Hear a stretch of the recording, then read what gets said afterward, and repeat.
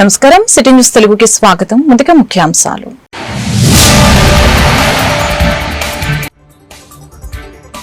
$16,347 పోస్టులతో త్వరలో mega DSC. మనబడి మన భవిష్యత్తు పేరుతో పాఠశాల అభివృద్ధి. అసెంబ్లీలో మంత్రి నారా లోకేష్ ప్రకటన.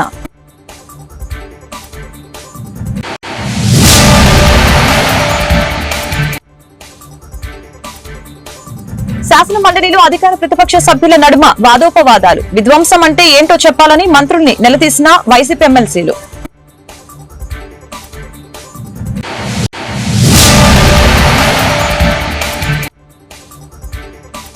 గంజాయి నిర్మూలన కోసమే ప్రత్యేకంగా ఈగల్ వ్యవస్థ. ప్రతి జిల్లాలో నార్కోటిక్స్ సెల్ ఏర్పాటు. హోంమంత్రి అనిత వెల్లడి.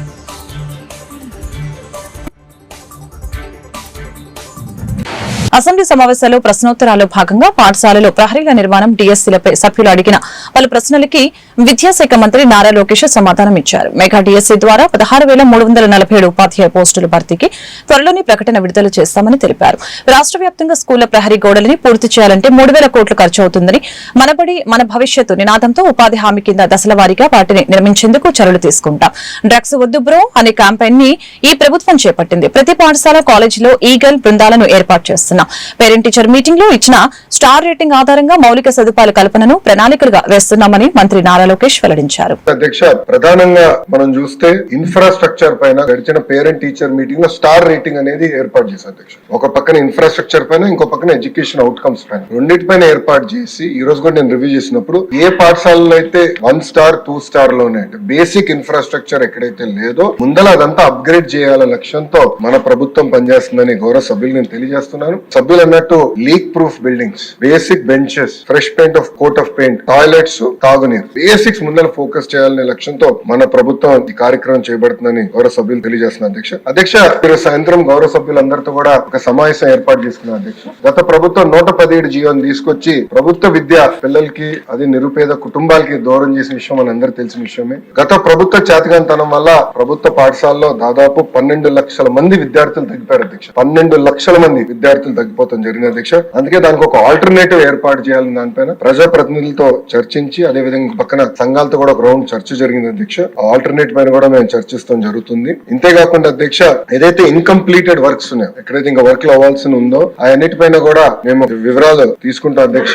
ఇన్కంప్లీట్ ఆల్రెడీ మొదలు పెట్టి ఇన్కంప్లీట్ గా ఉన్నాయని తప్పనిసరిగా మేము పూర్తి చేస్తాం అధ్యక్ష. 117 ఆల్టర్నేటివ్ ఏదైతే మేము తీసుకొద్దాం అనుకుంటున్నాం, మన ప్రభుత్వం తీసుకొద్దాం అనుకుంటుందో దానిపైన సుదీర్ఘంగా చర్చించిన తర్వాత అందరూ ఓకే అంటే అది ఆధారంగా తీసుకుని రేపు టీచర్ ట్రాన్స్ఫర్లు కానీ ఇన్ఫ్రాస్ట్రక్చర్ అది ఆధారంగా తీసుకుని బిల్డ్ చేయాల్సిన అవసరం ఉంది అధ్యక్ష. ఎందుకంటే గత ప్రభుత్వం నాడు నేడు కార్యక్రమం ద్వారా కొన్ని పాఠశాలల కడతం జరిగింది. అవి ఏమైనాయంటే 117 జీవో వల్ల ఆ పాఠశాలలు మూతపడింది అధ్యక్ష. విద్యార్థులు లేకుండా మూతపడింది. అంటే డబ్బులు ఖర్చు పెట్టారు, పిల్లలు లేరు. అలాంటి పరిస్థితి రాకుండా చూసుకోవాల్సిన అవసరం ఉంది అధ్యక్ష. అంతే రిక్వెస్ట్ అధ్యక్ష. 4వ ప్రశ్న కూడా మా శాఖకు సంబంధించింది. గౌరవ మంత్రులు సభ్యులు ఒప్పుకుంటే ఆ ప్రశ్న కూడా సమాధానం చెప్పేస్తాను. 4వ ప్రశ్న వితౌట్ పర్మిషన్ అధ్యక్ష. అక్కడ వారు కోరిన ప్రశ్నలు వేసిన సభ్యులు ఎవరు సమాధానం ఇస్తాను అధ్యక్ష. సమాధానం ఇవ్వండి. ఎందుకంటే చాలా ఇంపార్టెంట్ సబ్జెక్ట్ అధ్యక్ష. టీవీలో అన్నా చూసుకుంటారు.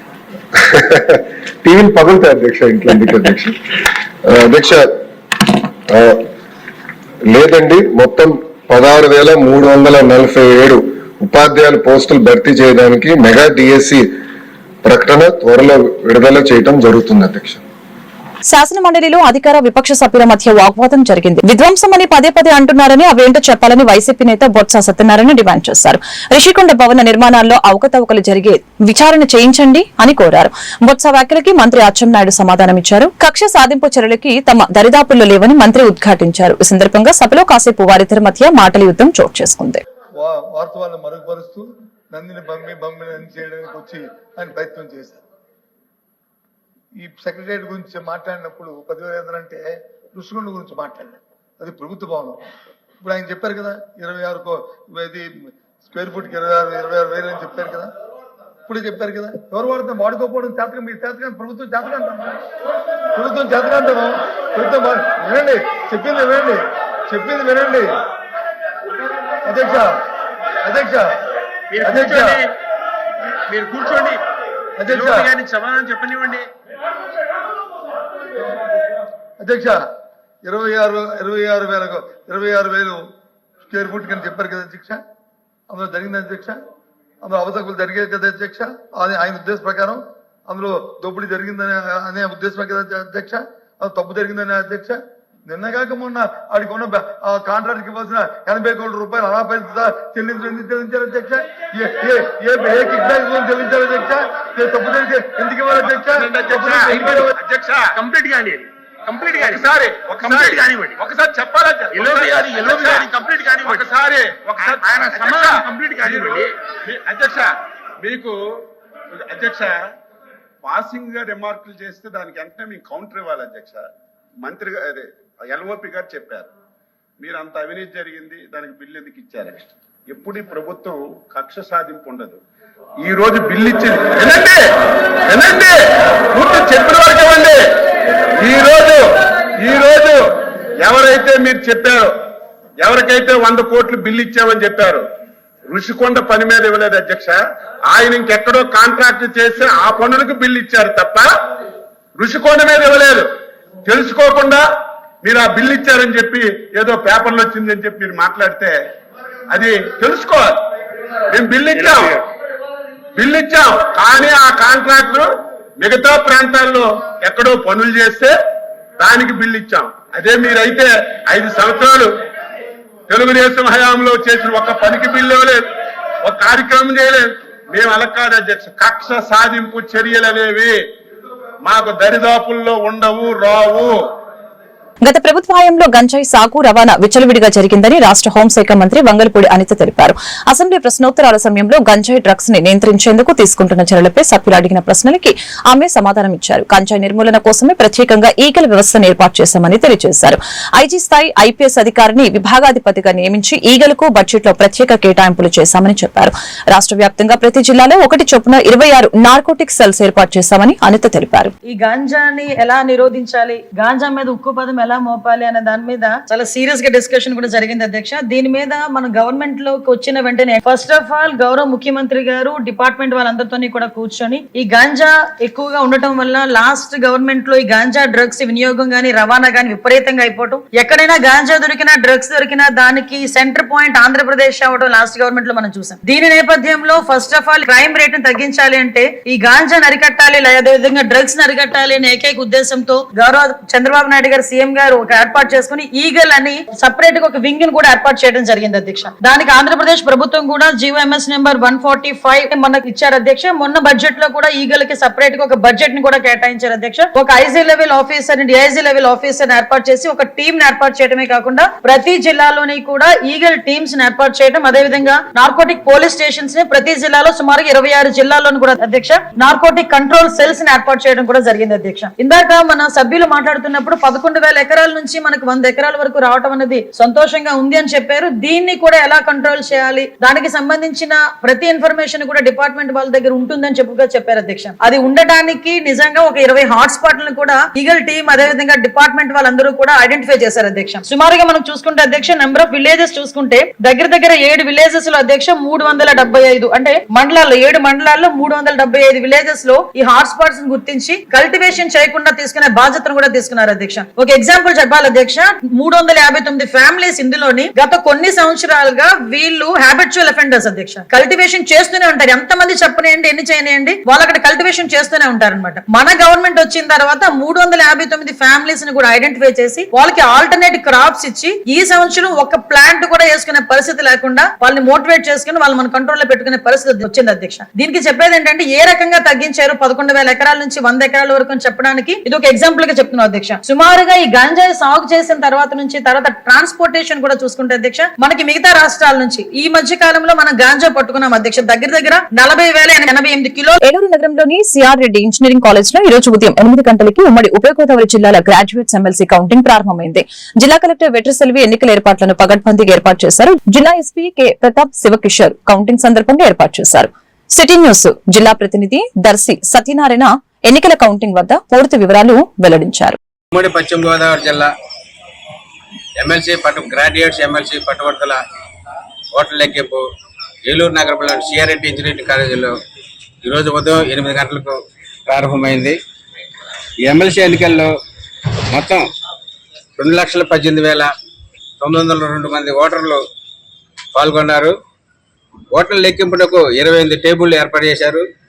అదేవిధంగా షిఫ్ట్ల వారీగా ఓట్ల లెక్కింపులు చేసేందుకు 700 మంది సిబ్బందిని జిల్లా కలెక్టర్ ఎంపిక చేశారు. అదేవిధంగా 15 రౌండ్లు ఏర్పాటు చేయడం జరిగింది. ఈరోజు ఉదయం 8 గంటలకు కౌంటింగ్ ప్రారంభమైంది. కౌంటింగ్ కేంద్రం వద్ద పోలీసులు 300 భద్రతా ఏర్పాట్లు చేయడం జరిగింది. పట్టుబడుల ఎమ్మెల్సీ ఎన్నికల బరిలో ఉభయ గోదావరి జిల్లాల్లో మొత్తం 35 మంది అభ్యర్థులు ఉన్నారు. పేరాపత్తుల రాజశేఖరు, పీడీఎఫ్ అభ్యర్థి కింద ఎడ్ల వీరరాఘవులు ఎన్నికల బరిలో ప్రస్తుతం పోటీ పడుతున్నారు. మరి ఈ విధంగా జిల్లా కలెక్టర్ శ్రీమతి వెంకట సెల్వి ఈ ఎన్నికల కౌంటింగ్ సందర్భంగా పూర్తి స్థాయిలో భద్రత ఏర్పాటు చేయడం జరిగింది. కౌంటింగ్ ఏర్పాట్లు కూడా అన్ని పూర్తి చేశారు. కౌంటింగ్ ప్రారంభమైంది 8 గంటలకే. ఏలూరు నగరంలోని సిఆర్రెడ్డి ఇంజనీరింగ్ కాలేజ్ లో ఎమ్మెల్సీ గ్రాడ్యుయేట్స్ ఎన్నికల కౌంటింగ్ సెంటర్ లో జిల్లా collector Vetri Selvi, joint collector Dhatri Reddy counting ఏర్పాట్లను పరిశీలించారు.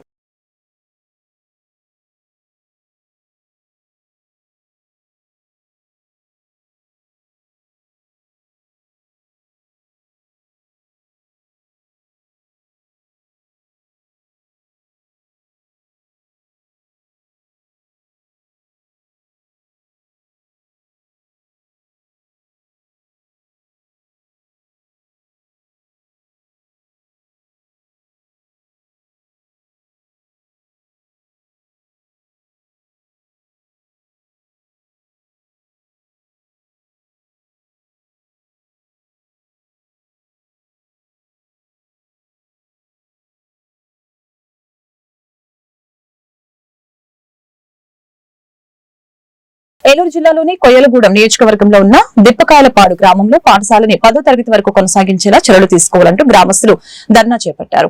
అయితే ఇప్పటికే ఆ పాఠశాలని 8వ తరగతి వరకు కొనసాగిస్తున్నారు. ఈ సందర్భంగా దీనిని ప్రాథమిక పాఠశాల స్థాయికి అంటే 5వ తరగతి వరకు నిర్ణయించేందుకు ప్రయత్నాలు చేస్తున్నట్లు ఎంఈఓ తెలియజేయడం పట్ల గ్రామస్తులు ఆందోళన వ్యక్తం చేస్తున్నారు. ఈ విషయం ప్రభుత్వం కూడా తగు చర్యలు తీసుకోవాలని విద్యార్థుల తల్లిదండ్రులు కోరుతున్నారు.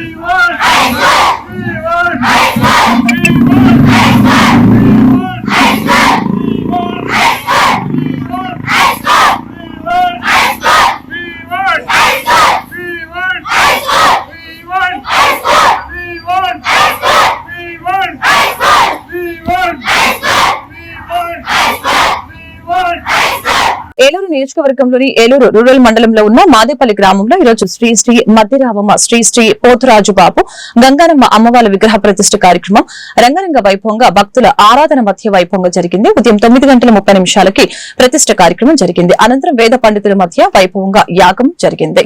కార్యక్రమానికి భక్తులు విశేషంగా పాల్గొన్నారు. గ్రామస్తులు అధిక సంఖ్యలో పాల్గొని ఈ సందర్భంగా ఏర్పాటు చేసిన అన్నదాన కార్యక్రమంలో పెద్ద ఎత్తున పాల్గొన్నారు.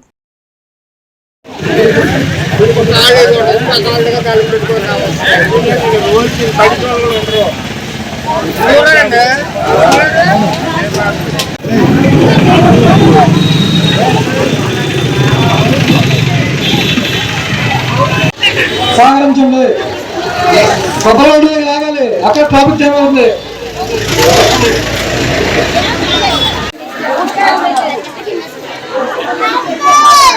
రండమ్మా.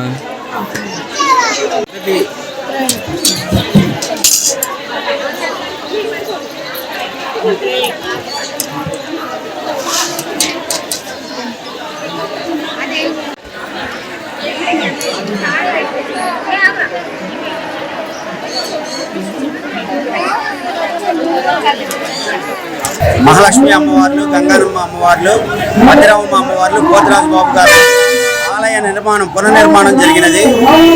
3 రోజుల నుంచి 1వ తారీఖు, 2వ తారీఖు, 3వ తారీఖు అంగరంగ వైభవంగా దేవుడికి పూజా కార్యక్రమాలు అన్ని విధాలుగా అనుకున్న దానికంటే ఎక్కువగా బాగా జరిగినవి. ఈరోజు 3 2025 తారీఖు 9:58 విగ్రహ ప్రతిష్ట గంగానమ్మ వారు, మహాలక్ష్మి అమ్మవారు, మధ్యరమ్మ అమ్మవారు, పోతరాజు బాబు గారు అంగరంగ వైభవంగా అనుకున్న దానికంటే అమ్మవారు కావాల్సిన విధంగా చేయించుకుంది.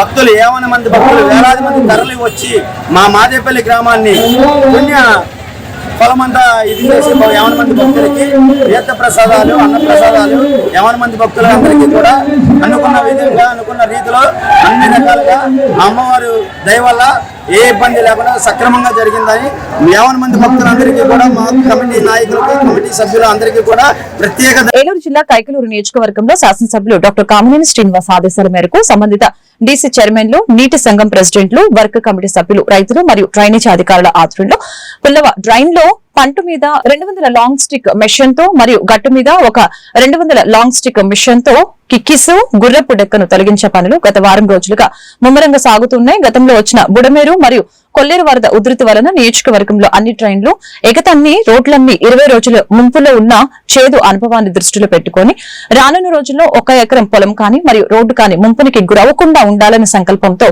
ప్రభుత్వంతో సమన్వయం చేసి నిధులు మంజూరు చేయించి పనులకి శ్రీకారం చుట్టడం ఎంతో సంతోషించదగ్గ విషయమని చెప్పారు.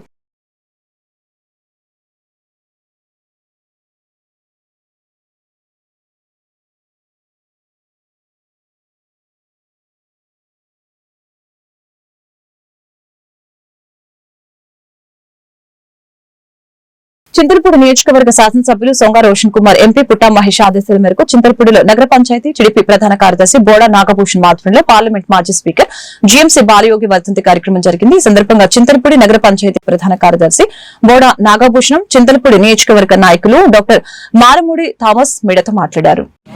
जोहार जीएमसी बालयोगी गारू, जोहार जीएमसी स्पीकर बालयोगी गारू, जोहार दलित मुद्दुपेट जीएमसी बालयोगी गारू, जोहार जीएमसी बालयोगी गारू, जोहार जीएमसी बालयोगी गारू.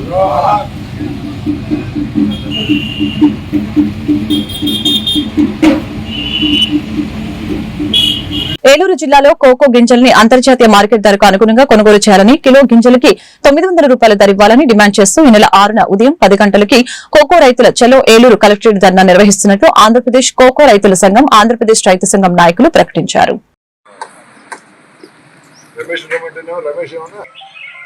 రావాలి 6వ తారీఖున కోకో రైతులందరూ కలెక్టరేట్ కు 6వ తేదీన ఏలూరు కలెక్టరేట్ కోకో రైతులంతా 6వ తేదీన కోకో రైతులందరూ కలెక్టరేట్ కు ఏలూరు కలెక్టరేట్ కు వర్ధిల్లాలి కోకో రైతుల ఐక్యత, కోకో రైతుల ఐక్యత. అంతర్జాతీయ మార్కెట్ ప్రకారం కోకో గింజలను వెంటనే కొనాలి, అంతర్జాతీయ మార్కెట్ ప్రకారం కోకో గింజలు కొనాలి, ఆదుకోవాలి కోకో రైతులను. రాష్ట్ర సహాయ కార్యదర్శి ఈరోజు కోకో గింజలకు సంబంధించిన ధర సక్రమంగా అమలు కాక పాత గింజల్ని కొనుగోలు చేయకపోవడం వల్ల రైతుల వద్ద కోకో గింజలు నిల్వ ఉండిపోయిన పరిస్థితి ఉన్నది. ఇవాళ అంతర్జాతీయ మార్కెట్ ధర ప్రకారం కోకో గింజల్ని కంపెనీలు కొనుగోలు చేయడం లేదు. ఇవాళ రైతుల దగ్గర లక్షల సంబంధించిన సరుకు, అట్లాగే వేల రూపాయలు పెట్టుబడి పెట్టిన కోకో గింజలు ఇవాళ రైతుల దగ్గర నిల్వ ఉండిపోవడంతో ఇవాళ కోకో రైతులందరూ కూడా గగ్గోలు పెడుతున్న పరిస్థితి ఉన్నది. ఇట్లాంటి పరిస్థితుల్లో కోకో గింజల్ని అంతర్జాతీయ మార్కెట్ ధర ప్రకారం కొనుగోలు చేయాలని, కిలో కోకో గింజలకి కనీసమైన ధర అంతర్జాతీయ మార్కెట్ ధర ఏదైతే ఉందో 900 రూపాయల ధర చెల్లించాలని, అలాగే కంపెనీలు సిండికేట్ గా మారి రైతులు నష్టపరుస్తా ఉన్నారు. ఇట్లాంటి సిండికేట్ గా మారుతున్న కంపెనీల మీద ప్రభుత్వం కూడా చర్యలు తీసుకోవాలని చెప్పేసి డిమాండ్ చేస్తూ ఈ నెల 6వ తారీఖున గురువారం నాడు ఏలూరు కలెక్టరేట్ ముందు ధర్నా చేయాలని చెప్పేసి కోకో రైతులందరూ కూడా నిర్ణయించడం జరిగింది. ఇవాళ 6వ తారీఖున ఉదయం 10 గంటలకి కోకో రైతుల చెలో కలెక్టరేట్ కార్యక్రమాన్ని నిర్వహిస్తా ఉన్నాం. ఈ సందర్భంగా గౌరవ కలెక్టర్ గారికి కూడా కోకో రైతుల సమస్యల మీద ఇవాళ ఒక వినతిపత్రాన్ని ఇవ్వాలని చెప్పేసి రాయబార కార్యక్రమం చేపట్టాలని చెప్పేసి కూడా నిర్ణయించడం జరిగింది. దీంతో పాటు ఉద్యాన శాఖ అధికారులకు కూడా మా సమస్యలు విన్నవించాలని చెప్పేసి కూడా భావించడం జరుగుతూ ఉన్నది. మరి ఇట్లాంటి పరిస్థితుల్లో కోకో రైతులందరూ కూడా ఇవాళ ఉమ్మడి పశ్చిమ గోదావరి జిల్లాలో దాదాపు 50,000 ఎకరాల్లో ఇవాళ కోకో పంట సాగు జరుగుతూ ఉన్నది. కొబ్బరి అంతర పంటగాను ఆయిల్ ఫామ్ అంతర పంటగా కూడా కోకో సాగు జరుగుతూ ఉన్నది. అయితే ఇవాళ ఎన్నో సంవత్సరాల నుంచి కోకో పంటని ఎన్నో కష్ట నష్టాలు కోర్చి వాళ్ళ పంట సాగు చేస్తూ ఉంటే గత సంవత్సరం మాత్రమే అంతర్జాతీయ మార్కెట్ ప్రకారం వాళ్ళ ధర వచ్చింది. రైతులు కొద్దిగా సంతోషించారు. ఆ సంతోషం ఎంతో కాలం లేని పరిస్థితి ఉన్నది. ఇవాళ కంపెనీలు సిండికేట్ గా మారి ఇవాళ ధర తగ్గించేస్తున్న పరిస్థితి కనబడతా ఉంది. వాళ్ళ రైతుల దగ్గర నుంచి గింజలు కూడా కొనుగోలు చేయడం లేదు. గత మొన్నటి వరకు ఏమి నాణ్యతా ప్రమాణాలు పాటించిన కంపెనీలు ఇవాళ నాణ్యతా ప్రమాణాల పేరుతో కూడా రైతులు ఇబ్బంది పడుతున్న పరిస్థితి కనబడతా ఉంది. మరి ఇట్లాంటి పరిస్థితుల్లో రైతుల వద్దున్న కోకో గింజలు వెంటనే తక్షణమే పూర్తిగా కొనుగోలు చేయాలి. అంతర్జాతీయ మార్కెట్ ధర ప్రకారం కిలో కోకో గింజలకి 900. వార్తలు ముగించే ముందు ముఖ్యాంశాలు మరొకసారి.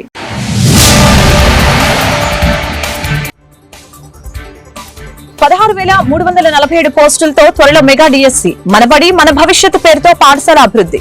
అసెంబ్లీలో మంత్రి నారా లోకేష్ ప్రకటన.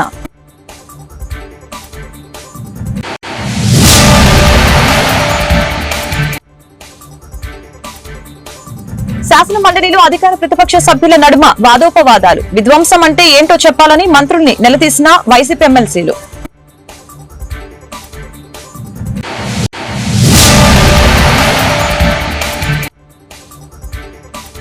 గంజా నిర్మూలన కోసమే ప్రత్యేకంగా ఈగల్ వ్యవస్థ. ప్రతి జిల్లాలో నార్కోటిక్స్ సెల్ ఏర్పాటు. హోంమంత్రి అనిత వెల్లడి.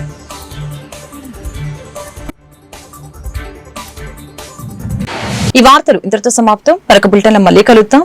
నమస్కారం.